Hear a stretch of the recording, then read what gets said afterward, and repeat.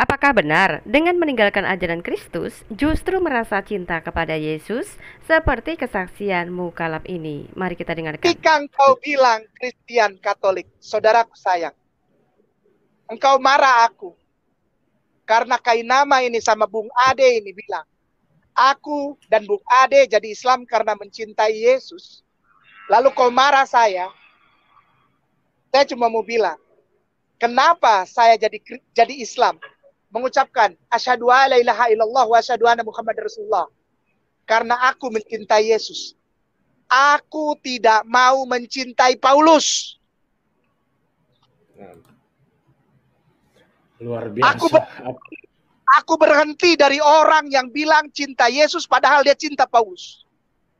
Semua ajaran dogmatis, liturgia, traktat, tatanan dari konsilia, semua itu mengacu kepada ajaran Saulus.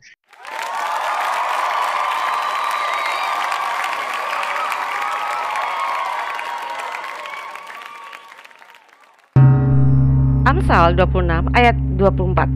Si pembenci berpura-pura dengan bibirnya, tetapi dalam hati dikandungnya tipu daya. Ayat 25-nya, kalau ia ramah, janganlah percaya padanya, karena 7 kekejian ada dalam hatinya.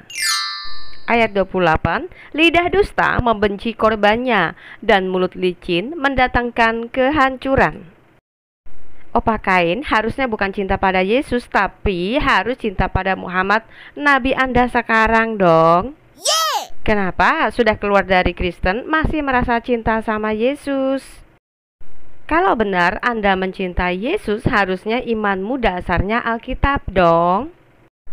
Karena hanya di dalam Alkitablah ada disebut Yesus. Sedang Quranmu gak ada nama Yesus, kecuali Anda revisi tuh kitabmu, ganti nama Isa alaihissalam jadi Yesus Kristus.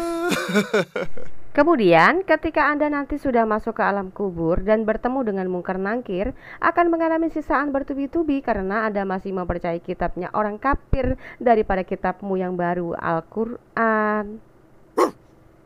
Apa iya Anda ketika jadi muslim masih malu mengakui kalau teladan Nabi Anda itu paling sempurna? Tapi aneh aja sih, apakah Anda benci Paulus karena Paulus ngajarin begini ya? Kita baca nih ajaran Paulus. Kolose 3 ayat 12. Karena itu, sebagai orang-orang pilihan Allah yang dikuduskan dan dikasihinya, kenakanlah belas kasihan, kemurahan, kerendahan hati, kelemah lembutan, dan kesabaran. Tuh, bagus kan? Jadi, karena Paulus ngajarin sabar dan penuh kasih itu, membuat mualaf benci Paulus, toh. Sedang sabar dan penuh kasih juga itu diajarkan oleh Yesus. Jadi yang jujur dong Opa, kalau membenci orang itu jangan tanpa alasan dong. Mazmur 109 ayat 3. Dengan kata-kata kebencian mereka menyerang aku dan memerangi aku tanpa alasan. Nah ini gak boleh loh dalam Mazmur Daud ya. Oke, sekarang saya minta Opa Kain buka mata, telinga, hati, dan pikirannya ya. Kita tes, apakah betul Kain Nama mencintai Yesus? Matius 28 ayat 18. Yesus mendekati mereka dan berkata, kepadaku telah diberikan segala kuasa di sorga dan di bumi. Nah, kalau nama Yesus adalah nama yang sudah dinyatakan di bumi sebagai penguasa di bumi dan di sorga, kok Anda memilih Muhammad, Opa?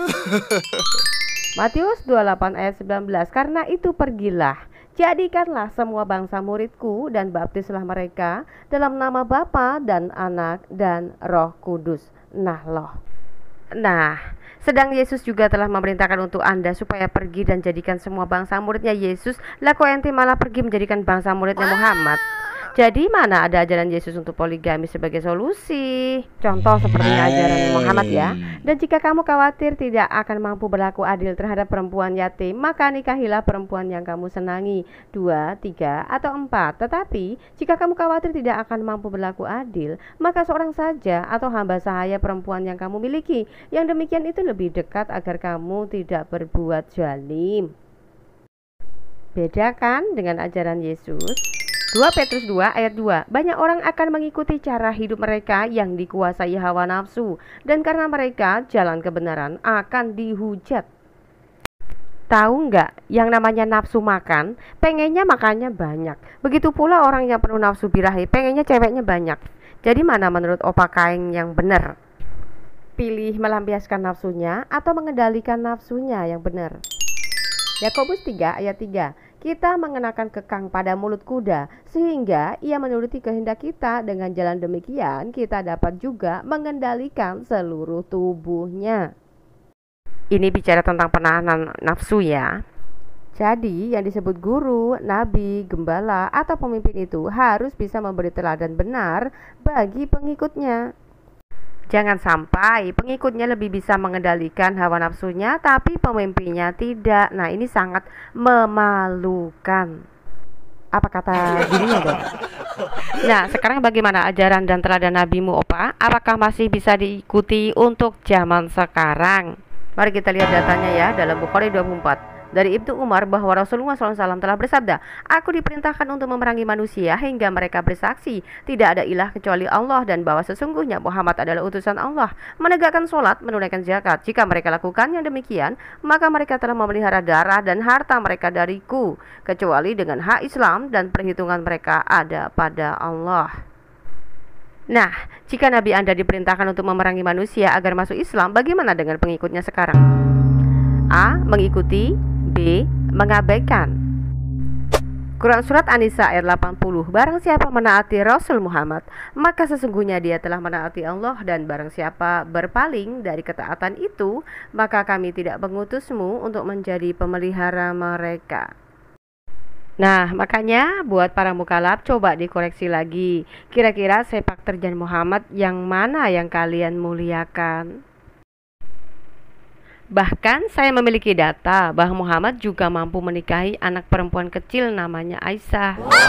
Dalam hadis riwayat Bukhari 4739 dari Aisyah bahwa Nabi SAW menikahinya saat itu berusia 6 tahun dan mulai menggaulinya saat ia berumur 9 tahun. Hisam berkata, dan telah diberitakan kepadaku bahwa Aisyah hidup bersama Rasulullah SAW selama 9 tahun. Nah, ini berikut data-data hadis terkaitnya ya, teman-teman. Silahkan mungkin bisa dicatat, karena ketika saya bicara itu bukan sembarang bicara, tetapi ini berasal datanya dari kitab Muslim sendiri ya. Nah, seharusnya Opa Kain bangga dengan teladan nabinya, bukan justru malah sibuk cari pembenaran nabi Anda dalam Alkitab yang sudah Anda tinggalkan. Lagi pula, kalau jadi Islam kan gak boleh baca-baca Alkitab tuh, karena bisa mengakibatkan murtad. Jadi mulai sekarang teman-teman yang beralih keyakinan dari Kristen ke Islam, saya sarankan Anda semua harus percaya diri dengan teladan Nabi Anda yang mengajarkan Islam ya. Jangan kayak Kain nama ini dicontoh ya, merasa cinta kepada Yesus tetapi mengabaikan semua ajarannya Yesus. Apalagi dia selalu menuduh bahwa Alkitabnya orang Kristen adalah buatan Paulus, tapi kemudian dia mencari pembenaran nabinya dari kitab yang difitnahnya kitab Paulus. Kan kasihan loh manusia seperti ini, lidahnya bercabang. Sama macam murtadin dong, mau mengaku Yesus sebagai Tuhan, nggak perlu ngemis kitab kalian untuk membenarkan keyakinan baru kami ya. Tetapi kami cukup percaya diri dengan kitab kami sendiri. Bahkan Alkitab sudah lebih dari cukup untuk memberitahukan siapa Yesus itu. Jadi sekali lagi, ketika umat Kristen atau murtadin ingin mempercayai Yesus sebagai Tuhan, tidak perlu mengemis Al-Quran, tetapi kami hanya murni tetap melihat dari Alkitab kami. Apalagi kalau mau diajak buat perbandingan tentang kemanusiaan Yesus dengan semua nabi di dunia ini, kami sangat senang sekali. Kami para murtadin juga siap mengemukakan data guna membuktikan bahwa manusia Yesuslah yang tidak bisa dibandingkan dengan manusia manapun. Silahkan bandingkan dengan manusia Adam, Melkisedek, Elia, atau bahkan Muhammad. Kami sangat Senang sekali jika ada yang mau benar-benar berbicara memakai data ya. Bahkan saya siap untuk memaparkan data-datanya jika Anda pun siap mental untuk dikemukakan data-data dalam kitab Anda untuk kita kemukakan di muka umum. Tapi maaf ya, syaratnya adalah no baper. Oke, lanjut untuk pernyataan Mukhalaf Kain yang merasa cinta Yesus dan benci dengan Paulus ya. Kita akan lihat data-datanya. Yesus adalah satu-satunya jalan untuk menuju kerajaan surganya. Ini terdapat dalam Yohanes 14 ayat 6 ya teman-teman, datanya ya. Artinya tidak ada jalan lain selain mempercayai Yesus sebagai penebus. Ini datanya. Nah kemungkinan si Kainama bisa mempercayainya karena dia merasa cinta Yesus, seharusnya percaya. Nah, jika Anda sudah tidak mempercayai Yesus sebagai juru selamat dan penebus, lalu bagaimana cara Anda untuk membersihkan dosa-dosa Anda? Hadis riwayat Musnad Ahmad nomor 5364 telah menceritakan kepada kami, Abdul Razak telah mengabarkan kepada kami, Ma'mar dan Ats-Sauri dan Atta bin Sa'ib dari Abdullah bin Ubaid dari bapaknya dari Ibnu Umar, Nabi SAW bersabda, mencium rukun Yamani dan rukun Aswad akan menghapus dosa sehabis-habisnya. Tuh, ternyata batu yang menjadi penebus dosamu toh opa. Pantes pada berebut untuk bisa mencium batu itu ya. Atau opa Kain merasa bahwa jumlah orang Yahudi dan Nasrani dapat menggantikan dosa-dosamu yang segede gunung itu biar kalian masuk surga nanti di hari kiamat kelak. Kita lihat ya datanya ya. Karena Fatimah kalau bicara itu nggak asal bicara, tetapi harus memakai data dari kitab kalian sendiri ya. Hadis riwayat Sahih Muslim nomor 4971. Nah, dari Nabi SAW beliau bersabda, di hari kiamat kelak sekelompok dari kaum muslimin akan datang membawa dosa mereka sebesar gunung. Lalu Allah mengampuni dosa-dosanya, kemudian dibebankannya kepada orang-orang Yahudi dan Nasrani. Nah, gimana? Jika dalam hal penebusan dosa versi Islam dan Yesus saja berbeda, apakah opa Kain masih terus memakai standar ganda dengan mengaku bahwa berikrar syahadat mengakui Muhammad sebagai nabi adalah bentuk kecintaan Anda pada Yesus? Nah, silahkan direnungkan ya. Jadi, teman-teman muslim harus sadar ya, Kristen itu pengikut Yesus dan bukan pengikut Muhammad. Harap dimaklumin ya. Jadi, jika dari segi ajaran, hukum, bahkan kitabnya saja bertentangan dengan kitab kami, maka sudah dipastikan Al-Quran dan Alkitab tidak pernah nyambung. Tapi di sini perlu direnungkan saja, kenapa isi Al-Quran yang berasal dari Arab ini memuat tokoh dan sejarah bangsa Israel menjadi cerita yang berbeda dari catatan sejarah Israel sendiri. Coba, seandainya dari mulanya Muhammad membuat cerita sejarah Islam dari bangsanya sendiri tanpa mengait-ngaitkan dengan tokoh dan sejarah bangsa Israel, tentu tidaklah terjadi perdebatan-perdebatan yang tiada berujung seperti sekarang ini, dan entah sampai kapan, mungkin sampai akhir zaman kali ya. Nah, coba kita cross check dalam Quran mereka. Quran surat Ibrahim 4, dan kami tidak mengutus seorang rasul pun melainkan dengan bahasa kaumnya agar dia dapat memberi penjelasan kepada mereka, maka Allah menyesatkan siapa yang dia kehendaki dan memberi petunjuk kepada siapa yang dia kehendaki. Logikanya, kalau Allahnya itu mengutus nabinya dari bangsa Arab, seharusnya wahyu-wahyu yang ada dalam Quran pun berisi sejarah tentang Allah dan nabinya yang berasal dari Arab juga dong, ya kan? Tetapi justru yang tertulis fakta sejarah yang terlanjur terjadi di ribuan tahun sebelum abad Masehi. Jadi harusnya nggak perlu diceritakan lagi gitu loh. Misalkan ya, proses penciptaan alam semesta serta makhluk hidupnya kok berbeda. Nah, ini harus direnungkan. Nah, jika dari penciptaan, dari hukumnya, dan dari ajarannya saja berbeda, bagaimana bisa disebut kitab penyempurna atau kitab yang menyempurnakan kitab yang sebelumnya? Bahkan kalau kita lihat di sini mungkin yang memberikan kitab pun berbeda oknum kali ya. Jadi, teman-teman tuh harus bisa ngebedain ya, bahwa definisi penyempurna dan pengubah itu sangat jauh berbeda. Kalau yang namanya penyempurna, ada sesuatu yang cacat atau yang kurang dari kitab terdahulu lalu dia sempurnakan dan menjadi lebih baik lagi, bahkan 100% lebih baik. Nah, sedangkan definisi mengubah itu artinya dari hal cerita yang sudah ada kemudian dengan tokoh yang sama tetapi ceritanya berbeda.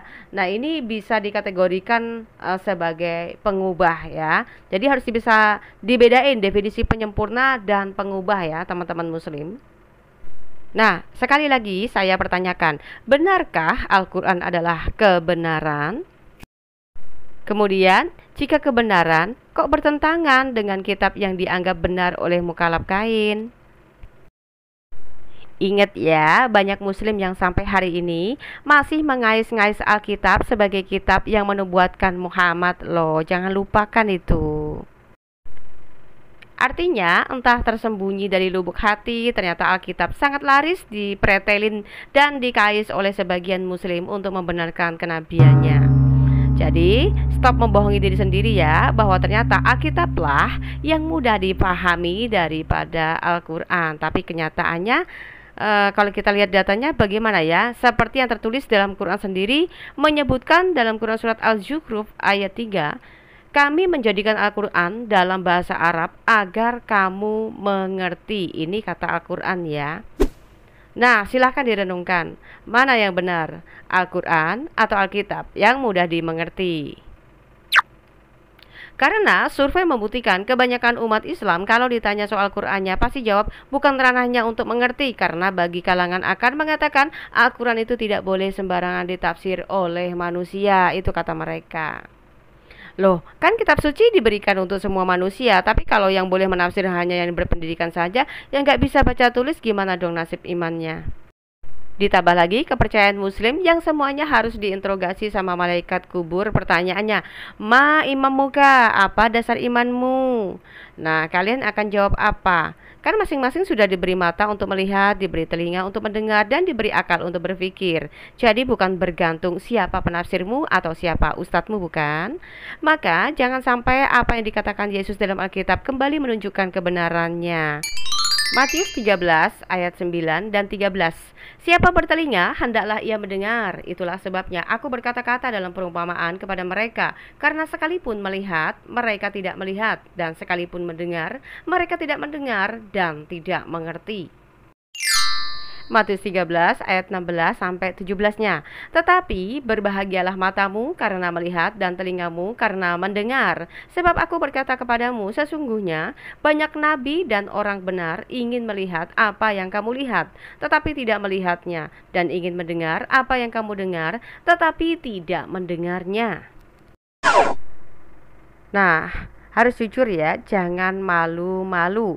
Masa sama nabi sempurna dan mulia kok nggak pernah ditunjukkan pada dunia gitu loh. Harusnya kalian tuh percaya diri kalau bersaksi, berkata bahwa saya menjadi mu'alaf karena saya bangga dan saya mencintai Muhammad sebagai satu-satunya teladan yang paling sempurna daripada nabi sedunia ini, begitu. Lalu kemudian berikan datanya, begitu ya. Nah, puji Tuhan, karena Alkitab yang tiap hari didera fitnah sebagai kitab karangan Paulus saja bisa seajaib ini. Lalu ayat-ayat suci mana yang bisa dijadikan pedoman, apalagi sampai kepada manusia zaman sekarang ini ya? Itu sebabnya renungkan, di mana ada firman yang penuh nasihat-nasihat ajaib ini kita dapati kalau bukan dari Alkitab yang kami pegang sampai sekarang ini. Nah, demikian kantor saya mengenai klaim mukallaf kainama. Semoga bermanfaat dan menjadi berkat bagi kita sekalian. Amin. Tuhan Yesus memberkati.